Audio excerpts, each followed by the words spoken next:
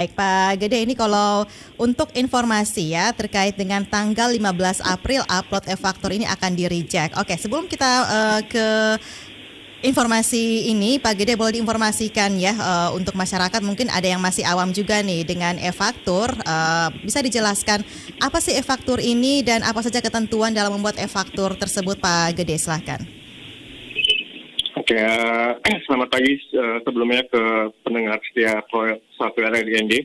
Jadi pada kesempatan ini terima kasih atas waktu yang diberikan RRIND kepada KPU Pratama ND sebagai bagian dari Kementerian Keuangan untuk menyampaikan atau terkait peraturan terbaru di bidang perpajakan untuk mensosialisasikan kepada wajib pajak. Nah, kemudian memang kemarin 31 Maret 2022 itu ada terbit peraturan Dirjen Pajak nomor 3 tahun 2022. Ini sebenarnya aturan pelaksanaan dari PMK 18 tahun 2021 yang mengatur mengenai aturan pelaksanaan Undang-Undang Cipta Kerja. Nah, kemudian untuk e-faktur sendiri, sebenarnya ini bukan hal yang baru, Bu. Jadi e-faktur sendiri itu sudah diimplementasikan sejak tahun 2014. Nah, kemudian mulai berlaku nasional itu sejak 1 Juli 2016. Nah, apa sih sebenarnya yang dimaksud dengan e-faktur di sini? Jadi faktur pajak sendiri itulah bukti pungutan PPN itu yang dibuat oleh PKP yang nanti melakukan penyerahan barang kena pajak dan atau jasa kena pajak, Bu. Ya. Oke. Kemudian PKP sendiri itu adalah pengusaha yang nanti melakukan penyerahan BKP barang kena pajak atau jasa kena pajak, di mana omsetnya dalam setahun itu sudah lebih dari 4,8 miliar. Ya, jadi kalau wajib pajak di sini melakukan penyerahan barang atau jasa kena pajak yang omsetnya sudah lebih dari 4,8 miliar, itu wajib berstatus sebagai PKP. Nah, kemudian sarana nanti yang digunakan bagi PKP untuk memungut PPN, itulah yang kita sebut dengan faktur pajak. Ya, jadi sebelumnya faktur pajak itu masih dibuat secara manual oleh PKP. Kemudian sejak 2014 itu sudah dibuatkan secara elektronik. Nah, itu yang kita kenal dengan istilah faktur pajak elektronik. Oke. Ya, jadi nanti faktur pajak itu diterbitkan lewat laman yang disediakan oleh DJP. Jadi bisa lewat nanti klien desktop atau lewat web based ataupun lewat nanti aplikasi e-faktur host to host, Bu. Nah, itu sedikit pengaturan mengenai faktur. Baik, oke. Jadi e-faktur itu bukti tadi ya, bukti pungutan PPN dari setiap. Penyerahan BKP, JKP, Bu. Oke, baik. Dan Pak Gede ya, nah ini kalau dalam membuat sebuah e-faktur itu memang harus perlu ada persetujuan dari DJP begitu ya Pak Gede? Oke. Jadi memang untuk setiap faktur pajak nanti yang terbit oleh pengusaha kena pajak atau PKP itu memang harus mendapat persetujuan dari DJP, Bu. Jadi mulai dulu dari PKP itu buat dulu yang namanya sertifikat elektronik, Bu. Yaitu sebagai pengaman buat PKP dalam menerbitkan faktur pajak. Jadi untuk menghindari penggunaan faktur pajak oleh pihak lain yang tidak berkepentingan. Nah, kemudian setelah faktur pajak itu, setelah sertifikat itu diajukan, kemudian PKP itu harus melakukan aktivasi akun. Jadi aktivasi akun itulah yang nanti digunakan oleh PKP untuk menjalankan aplikasi e-fakturnya yang sudah disediakan oleh kantor pajak. Gitu, Bu. Oke, jadi prosedurnya seperti itu ya. Nah, kalau kita kembali lagi dengan informasi di awal sesuai dengan topik kita pagi ini ya, bahwa lewat tanggal 15 April upload e-faktur ini akan di-reject. Ini maksudnya seperti apa nih Pak Gede? Oke. Jadi untuk e-faktur, jadi kan wajib pajak di sini kan menerbitkan faktur PKP-nya itu bisa pada saat menyerahkan barang kena pajak atau jasa kena pajak, bisa pada saat pembayaran, dalam hal penerimaan pembayaran lebih dahulu dibandingkan penyerahan, atau pada saat pembayaran termin. Jadi faktur pajak itu diterbitkan dahulu oleh PKP. Nah, kemudian atas faktur pajak yang tadi diterbitkan, itu nanti harus mendapat persetujuan dari kantor pajak DJP, dulu, Bu. okay. Jadi untuk memastikan bahwa faktur pajak itu memang sesuai dengan yang diberikan kepada PKP. Oke. Nah, di ketentuan di Per 03 itu diatur bahwa faktur pajak itu harus mendapat persetujuan atau istilahnya di-upload lah di aplikasi e-faktur itu paling lambat nanti di tanggal 15 bulan berikutnya setelah faktur pajak itu terbit, Bu. Oke. Ya. Baik, jadi ini mungkin biar lebih jelasnya ini ada contoh kasus yang bisa disampaikan biar lebih detail lagi ya masyarakat memahaminya ini Pak Gede. Oke. Jadi sebenarnya di ketentuan Per 03 di lampirannya itu juga diatur Bu, diberikan beberapa contoh untuk penerbitan faktur. Jadi misalnya di sini ada PTH misalnya, dia statusnya sebagai PKP, kemudian dia melakukan penyerahan BKP misalnya dilakukan tanggal 18 April 2022. Nah, sesuai ketentuan, seharusnya PTH tadi itu harus menerbitkan faktur di tanggal 18 April 2022, sesuai dengan tanggal penyerahan barang kena pajaknya. Oke. Nah, kemudian atas faktur yang tadi sudah diterbitkan oleh PKP, itu paling lambat itu harus diupload di aplikasi e-fakturnya, itu di tanggal 15 bulan berikutnya.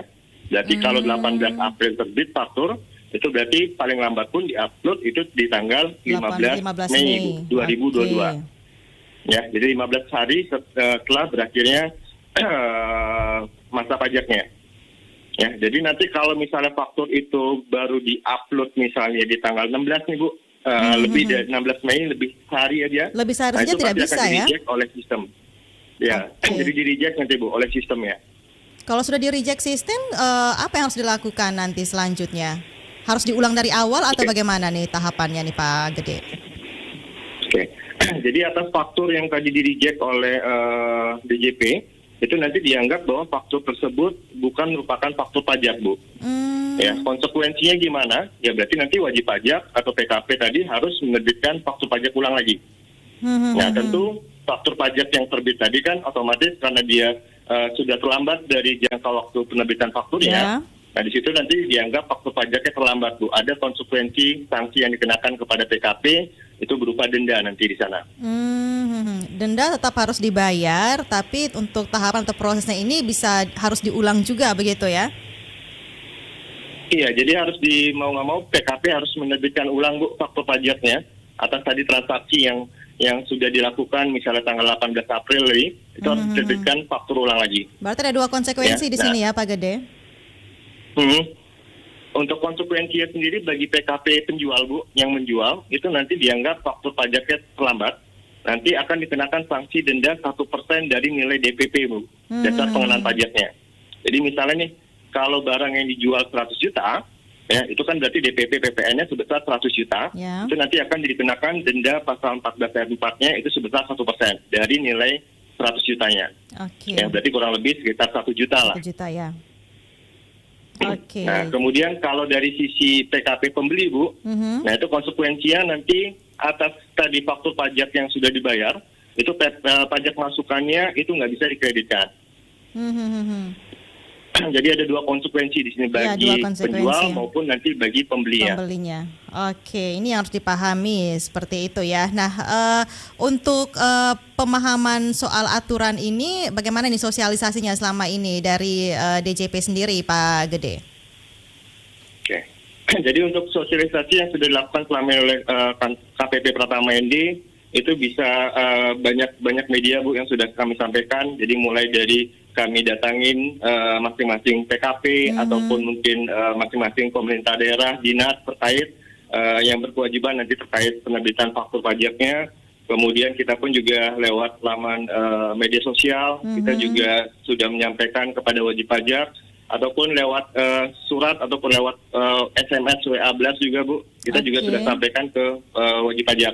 Jadi diharapkan tadi wajib pajak istilahnya memahami ketentuan terbaru terkait PPN di sini. Baik Pak Gede, terakhir Pak Gede silakan himbauannya ini untuk para PKP supaya tidak lewat tanggal tadi ya dan tidak ada denda juga seperti itu, silakan. Oke. Jadi mungkin himbauan buat wajib pajak yang terdaftar di KPP Pratama ND khususnya untuk yang statusnya PKP. Jadi ini hubungannya dengan penerbitan faktur pajak. Jadi secara administrasi kalau bisa jangan sampai menerbitkan faktur lebih dari batas waktu tadi uploadnya. Ya, jadi untuk menghindari konsekuensi sanksi tadi berupa denda. Nah kemudian bagi PKP pembeli itu juga sebaiknya memastikan apakah faktur pajak yang diterbitkan tanggal penerbitannya itu sudah sesuai dengan tanggal transaksinya. Untuk menghindari juga tadi pajak masukannya supaya tidak dikoreksi terkait pengkreditannya. Ya.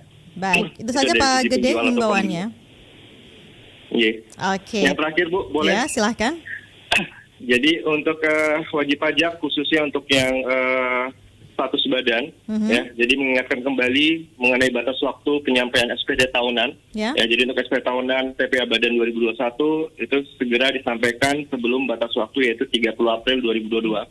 Ya, jadi untuk menghindari juga sanksi-sanksi terkait pelaporan dan pembayaran pajaknya. Ya. Baik, terima kasih Pak Gede informasinya di Pro 1 RRND pagi ini. Selamat pagi, salam sehat selalu, selamat beraktivitas. Terima kasih Ibu, sama-sama. Itu dia pendengar informasi untuk Anda ya. Jadi untuk para wajib pajak khususnya PKP, jangan lupa untuk upload e-faktur ini tidak boleh lewat dari tanggal 15 ya, karena nanti akan di-reject. Anda juga akan dikenakan sanksi berupa denda dan harus di-upload ulang dari awal seperti itu ya. Dan untuk batas SPT masa PPN juga ini mundur, sudah ada himbauan juga langsung dari DJP tadi. Mudah-mudahan ini tidak ada yang menyalahi ya atau lewat dari tanggal sesuai dengan peraturan Dirjen Pajak nomor 03 tahun 2022 ini. Kami masih akan hadirkan informasi lainnya untuk Anda di Lintas ND Pagi Pro 1 RRND Kanal Inspirasi. Pro 1 Kanal Inspirasi.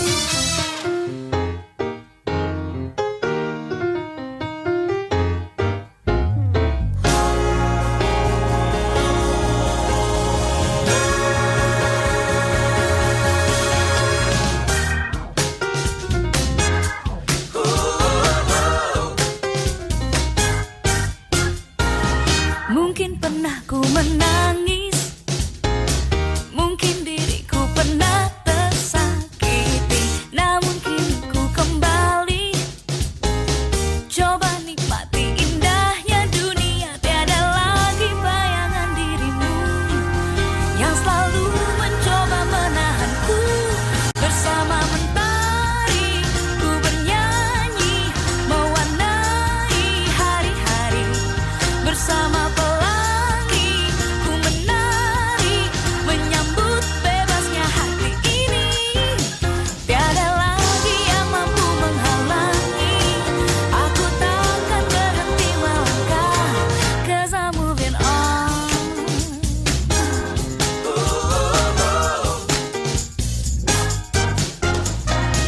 Mungkin pernah ku menangis,